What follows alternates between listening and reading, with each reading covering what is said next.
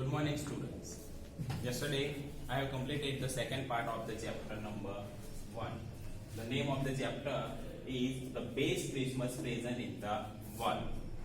Okay, now I am going to explain the third part. Take your book so you can easily understand the third part. Now I am going to read the third part of chapter number 1. I folded the letter again, slipped it carefully back into the envelopes. In the second part, the letter was completely read by the author. Okay? Now, in the third part, after reading the letter was slipped in the envelope. Means the author slipped the letter into the envelope. I kept awake all night. By morning, I knew what I had to do. All the night, the narrator, the author, did not sleep at all. He was thinking about the letter, what to do. But in the morning, he decided what to do with the letter. I drove into Bridgeport, just a few miles away. Where he lives, it's a few miles away, the Bridgeport place, where the Mrs. Jim McPherson, means the wife of Jim McPherson, named Connie, lived there in Bridgeport. I asked a boy walking his dog where Copper Beaches was. House number 12 turned out to be nothing but a burnt out cell. The roof gaping, the windows boarded up. Now he asked a boy who has a dog, asking the address. Which address? The address is where Copper Beaches. House number 12. Okay, and the boy address is 12 turned out, but where you want to go, the house was totally burned up. The house was totally burned up. And the roof of the house was totally burned up, means the gap, nothing else. I knocked at the house next door and asked if anyone knew the whereabout of a Mrs. McPherson. The house was totally burned up. So what to do then next? Then the author, the narrator, asked the house next to the burned up house. Means the house burned up, which was whose house? That was Mrs. McPherson's house. It was totally burned up. So he was asked next to that house, okay, about Mrs. McPherson. Oh yes, said the old man in his slippers. He knew her well. Next house, a man who was wearing a slipper. He told the narrator, yes, I know him. I know her very well. A lovely old lady, he told me, a bit muddy-headed. He said that living next to that house, a man who is wearing slipper told that he was a lovely lady, and she was very old lady. He told like that, but he was very confused. The author was very confused. But at her age, she was entitled to be, wasn't she? 101 years old. The letter was written in 1914. After 100 years, the letter was now given to her. She had been in the house when it caught fire.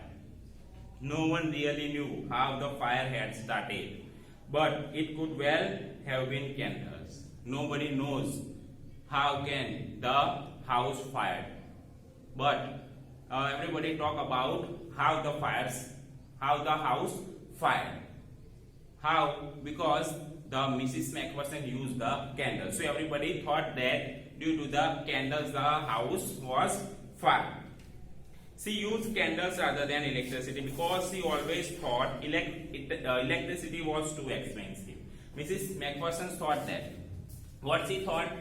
That electricity has more expensive than the candles, rather than the candles. So she uses the candles, not electricity. So it was the cause to fire the house. The fireman had got her out just in time. She was in a nursing home now, he told me. Burlington House on the Dorset Road on the other side of town. Now the fireman had come the same time, and Mrs. McPherson was got out of the burnt house and she was now safe. But where she was? Then the man said she was in nursing home. Where? Burlington House on the Dorchester Road on the other side of town. Now the author had the address, the where the Mrs. McPherson have. Okay. I found Burlington House nursing home easily enough, and he had time to go there, so he easily got the Burlington House nursing home. There were paper chains up in the hallway, and a lighted Christmas tree stood in the corner with lopsided angle on top. Where he entered in the nursing home, he see the Christmas tree. Okay, stood where? Stood in the corner with the lopsided angle on the top. Okay, when he reached in the hallway, he see the paper chain around the Christmas tree. Okay, I said I was a friend come to visit Mrs. McPherson to bring her a Christmas present. Now she told to the nursing home nurses or the persons who take care of the nurse, to take care of the Mrs. McPherson. He went there and said, I was a friend of Mrs. McPherson and I have a gift to give her. I could see through into the dining room where everyone was wearing a paper hat and sleeping. Now the writer go through the which room? The dining room, where everybody wears a paper cap. Why? Because they celebrate the Christmas. That is why they were wearing a paper cap in the dining room. Okay. The matron had a hat on too and seemed happy enough to see me. The matron of the nurses, okay, she was also wearing a paper cap and she was too delighted while looking this narrator. Why? Because Mrs. McPherson had no friends, no relatives. That is why while seeing the narrator, she was too happy. The matron was too happy to see the narrator because he wanted to meet the Mrs. McPherson. She even offered me a mince pie. The matron offered the narrator a mince pie, a means of sweets made in the Christmas day. She walked me along the corridor. Mrs. McPherson is not in with the others, she told me.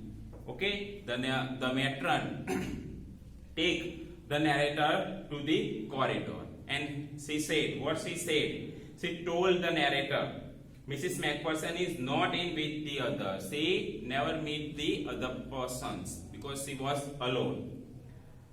She is rather confused today, so we thought it best if she had a good rest. She was so much confused. Okay. So matron and the other nurses, they thought that what they thought, if she could get rest, she will be much better feel then. She has no family, no one visits. Mrs. McPherson has no family, no friends, so she lives alone there. So matron told to the narrator that. So I am sure she will be only too pleased to see you. So matron said that when she meet you, she will be happy enough because nobody visits her. She took me into a conservatory with wicker chair and potted plants all around and left me. Now, the matron, what she did, she took the narrator in the conservatory room. Conservatory room, a glass of room, to the wicker chair. And in the wicker chair, Mrs. Macpherson sat there. And around the house, there were so many plants. So today I am completed this much. Page number 14 and page number 15 of part 3. And tomorrow we will be continuing of page number 15 and 16. Okay, thank you.